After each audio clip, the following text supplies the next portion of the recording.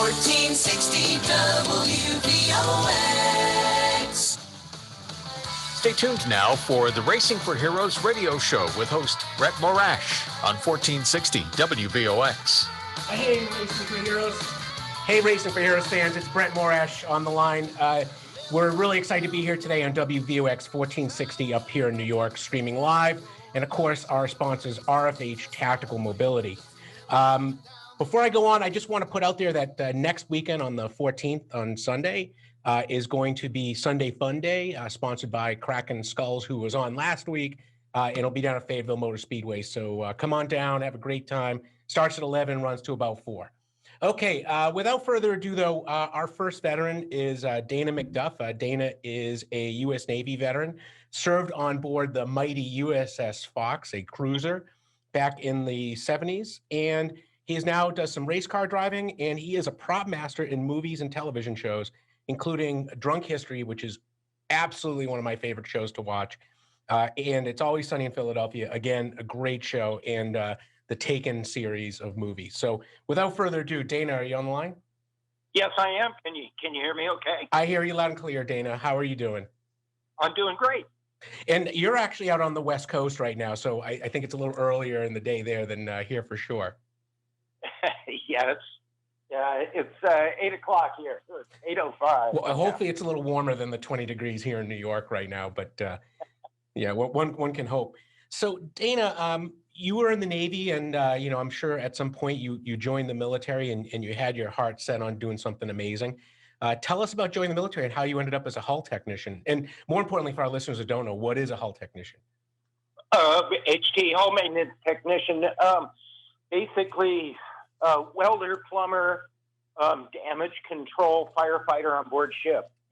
And my dad was in the Navy, and my grandfather and my cousin joined with me in 74. Oh, wow. Okay. And I wanted to learn welding. And so we were taught Navy welding. Went right to the fleet after A school. That's amazing. And, because I was on Detroit, and I was in charge of the welders there, the hull technicians, a couple of the ratings. But I used to remember some guys could make weld that looked like a roll of dimes kind of laid out. It was like just beautiful works of art. Yeah, absolutely. We had a guy named Hot Dog on my ship. He was a great welder. He was even better welder. He was a third class, and he was an even better welder than our chief was. And when we do unreps, they send them to different ships to go and inspect welds and whatnot. Oh, that's amazing. Yeah, and that's like a big deal because, I mean, as you know, on the Fox and frankly, the Detroit, you had 600 plus pound steam plants. And so if you have a bad weld, I mean, you can kill someone. Yeah, exactly. So what was your favorite thing about being in the Navy, though? Oh. That you can say on radio. Let's put it that way. What's that? That you can say on radio. Yeah. Well, going on Westpac was really fun and interesting for a kid from Pasadena, California, and it was a brave new world completely. Going to Pakistan, my ship was one of the first ships to go to the Indian Ocean, do an IO cruise. Oh wow! And we were trailed by Soviet spy ships, and we kind of got in a little tussle in the Gulf of Aden with an anchorage of Soviet ships. We went to general quarters, and oh wow, the Russians or the Soviets trained their guns on us, and we trained our missiles on them. And our captain went over the 1MC and said, "Hey, if you're not at general quarters, if you can walk away from your post, take your skivvy shirt off and wave at the effing Russians." And we did. And the Soviet guys on their ship, they took their skivvy shirts off as well and waved back at us. And we're all just sailors. And right. So it was pretty hair raising and whatnot, but we got through it okay. That's good diplomacy, though, right there. Waving skivvy shirts. I think maybe they could learn something about that even today, looking back on history like that. Yeah, exactly.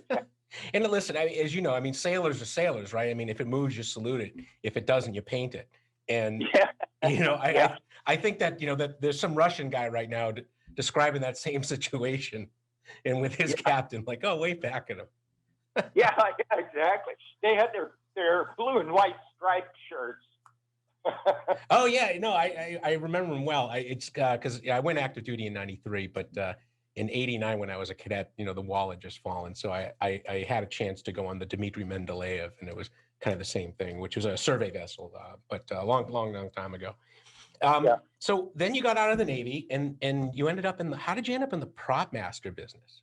Well, my dad was an actor. My dad drove a landing craft at Saipan and Guam and Lady Gulf and Lingango.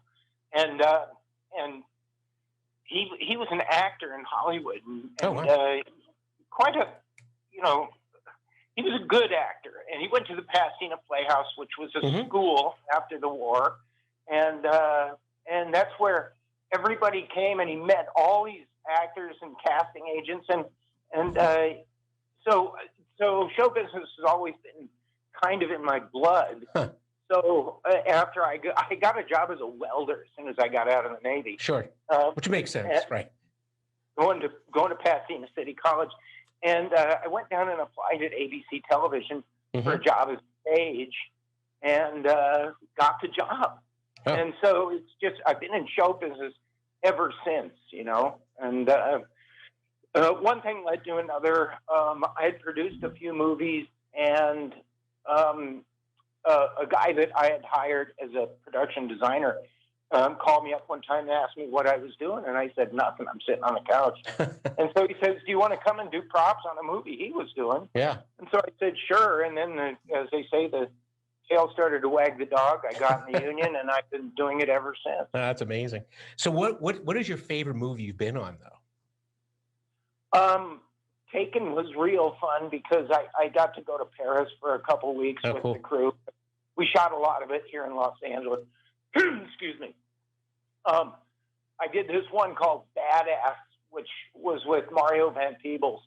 And it was a story of Mario's father, Melvin Van Peebles. Oh, I've seen that. Yeah, doing a film called Sweetback's Badass Song. And my dad and Melvin knew each other because they were both actors. Sure. And Mario and I are basically the same age, and we got on like a house on fire. Just a great man, good American too. Well, he was in Heartbreak Ridge. Yes, he was. Which is a fantastic Marine movie. I tried to watch it with my kids the other day, and it's just like a little bit not PC anymore. So I would highly recommend not watching with millennials. But other than that, it's a great movie, and Mario Van Peebles is just amazing. Yeah, he was, and he did. I think the last movie he directed was one about the not the Indiana, the Indianapolis. Indianapolis, yeah. No, that's a great man. So, and one of my favorite shows, I think we talked about this earlier this week, is Drunk History. And, you know, I like to consider myself a pretty scholarly guy, but I learned more about drunk history. I learned more about history and nuance to it by watching Drunk History than I think any other TV show, including like Nova specials. So what was your favorite episode with Drunk History? That's hard to say because I did 2 seasons, and the first season we did 30 stories, and then the second season I was on, we did 42 stories. How about most memorable then? It was a hard show because we would do a different story every day, and you had to be prepared for that story with all the props for that. So today you might be doing the Revolutionary War, and then the next day you might be, World War II, and so you have to have all the weapons. Oh yeah, and everything. It was a magnificent struggle. Oh, that's awesome. Like I said, I just enjoy watching it. We tape it, we watch them over and over again. So I just been amazing. So let's do a quick change of gears here.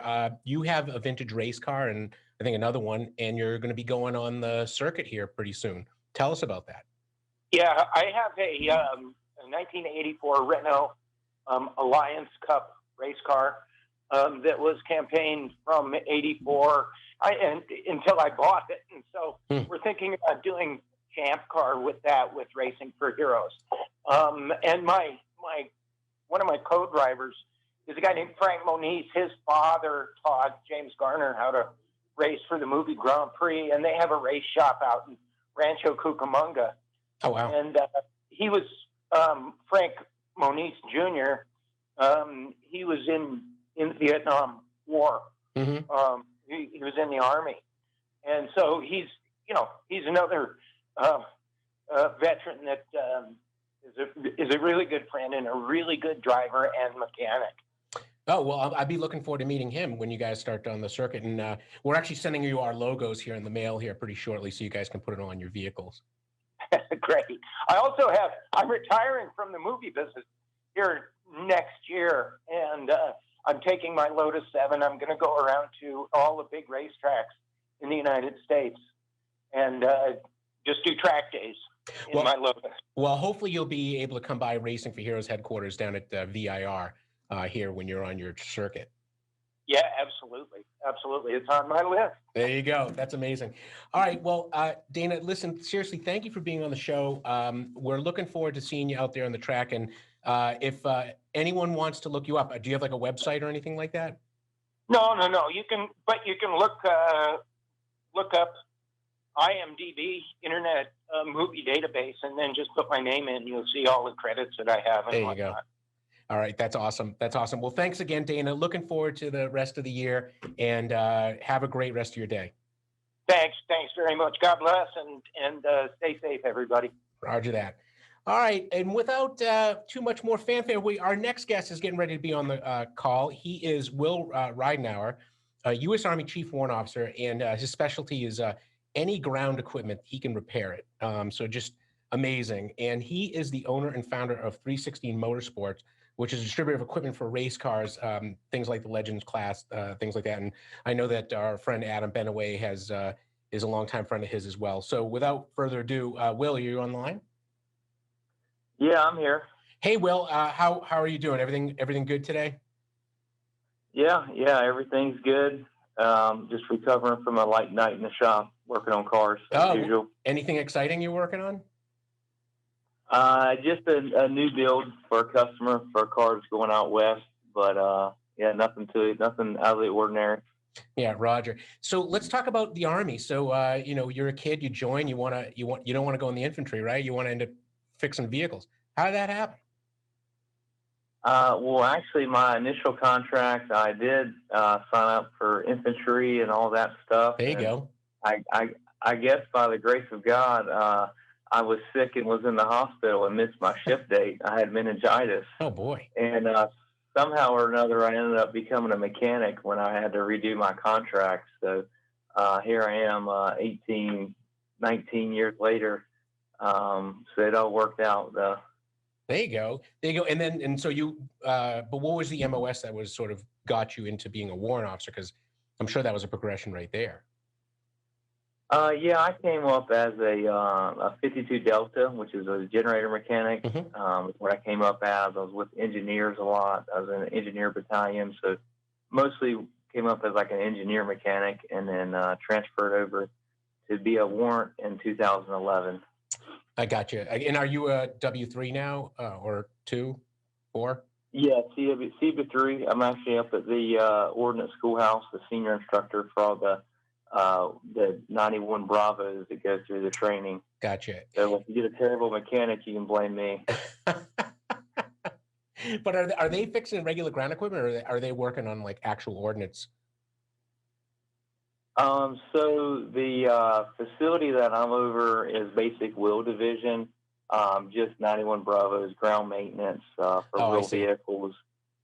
Each MOS kind of has its own facility where they teach.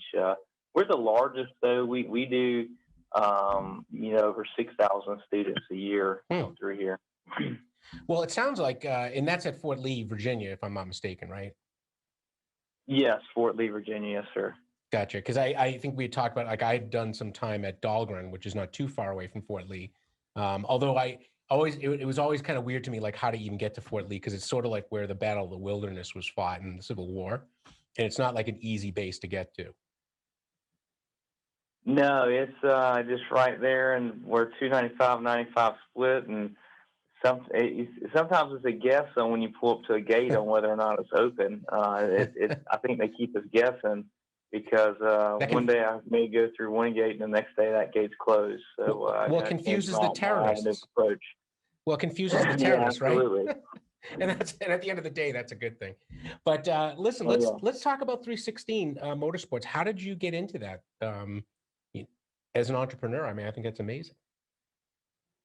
Yeah, so I guess essentially it became a thing probably 2015 or 16 when we was in Washington. We were stationed out at Fort Lewis, Washington. Oh, wow. We just started helping people out, working on their cars and, doing some setup stuff for guys and rebuilding cars and things of that nature. And when we moved back to Fort Bragg in 2016, it just pretty much became, the norm for us, I guess, in 2017, where we was having customer cars I was working on. And we was able to work out a deal with the U.S. Legends and where we could, sell parts and whatnot at the track that we support. And it just kind of grew from there. And now we're part of a network of distributors where we have over 600 different manufacturers that we're vendors for.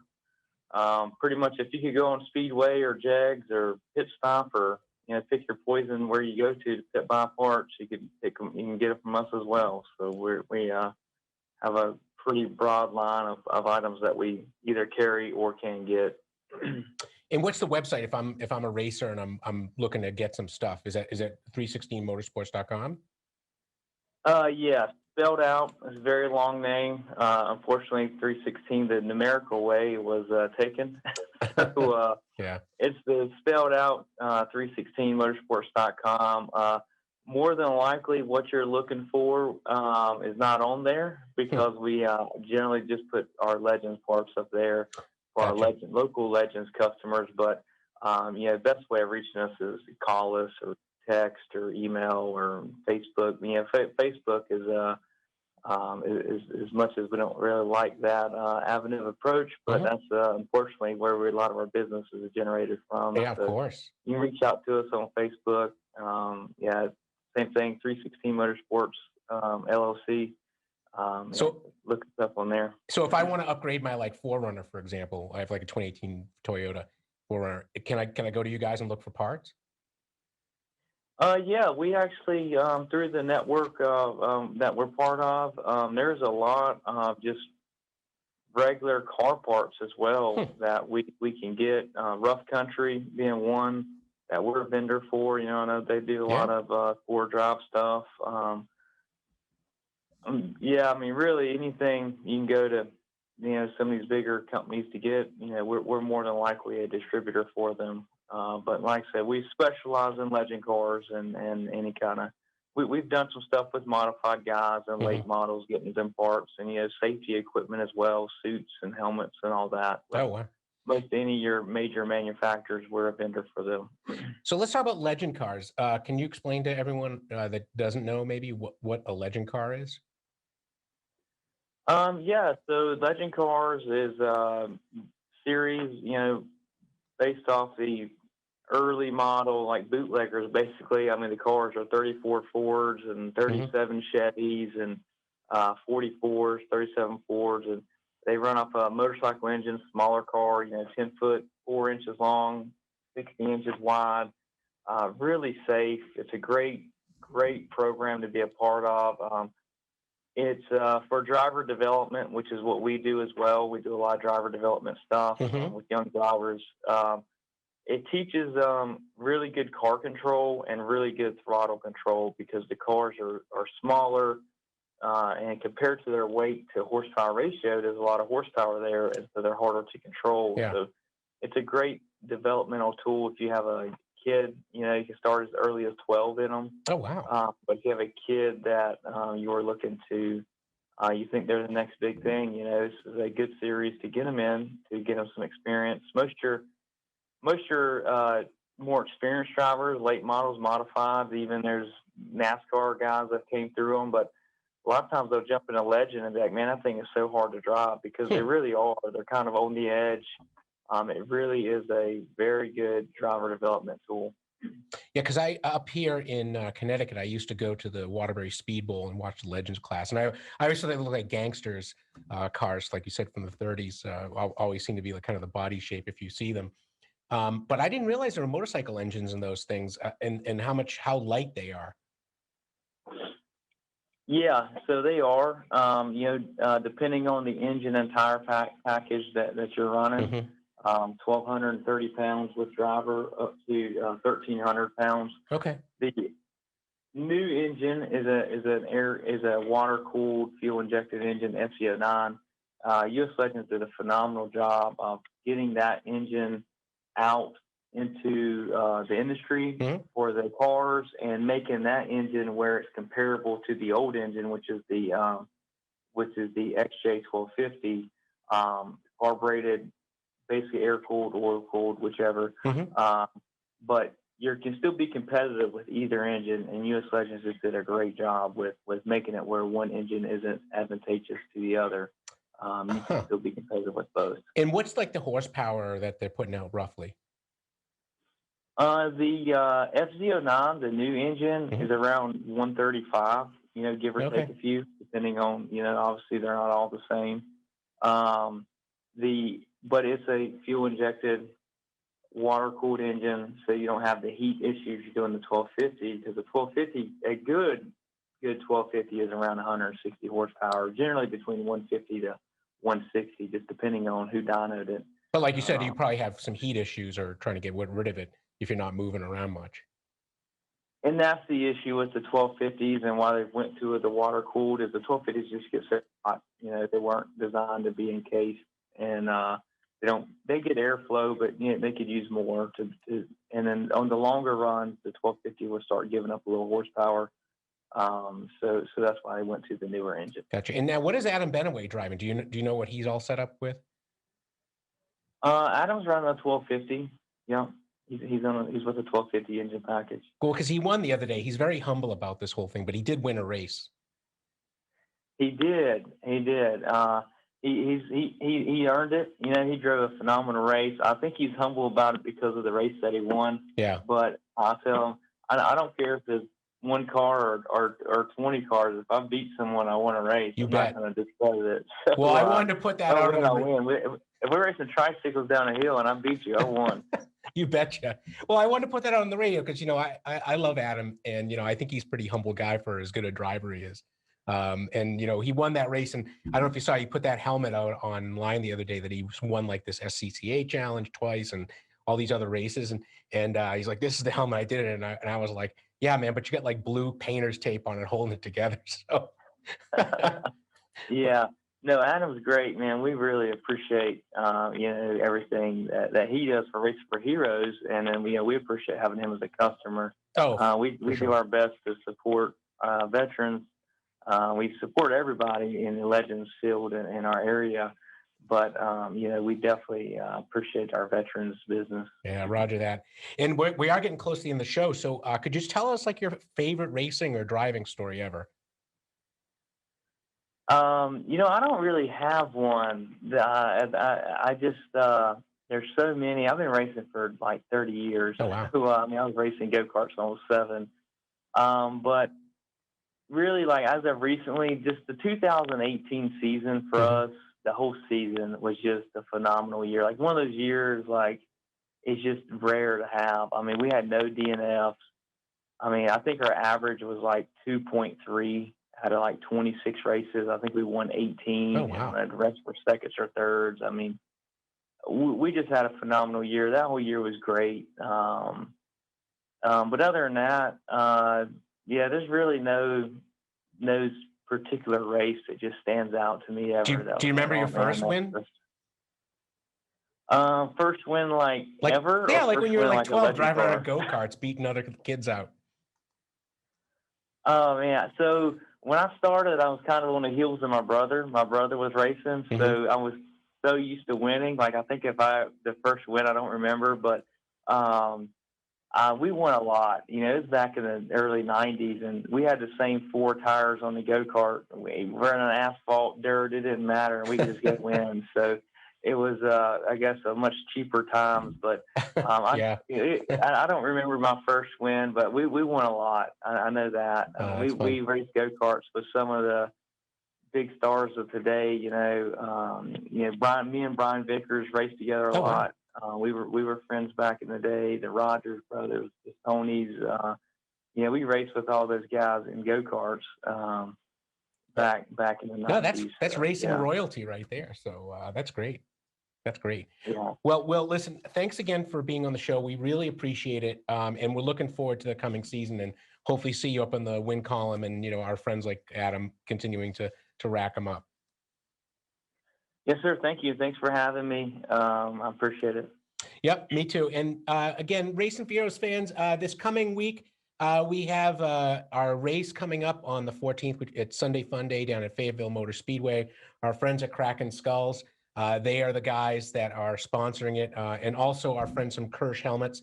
They're going to be there too, showing their motorcycle helmets. So if you're down in North Carolina or you want to go get out of this cold weather up north and go down there, this is the weekend coming up to do it. So on the 14th. So see you next week, Racing for Heroes fans, out here. Chasing it just one way, it's just a little farther down the road.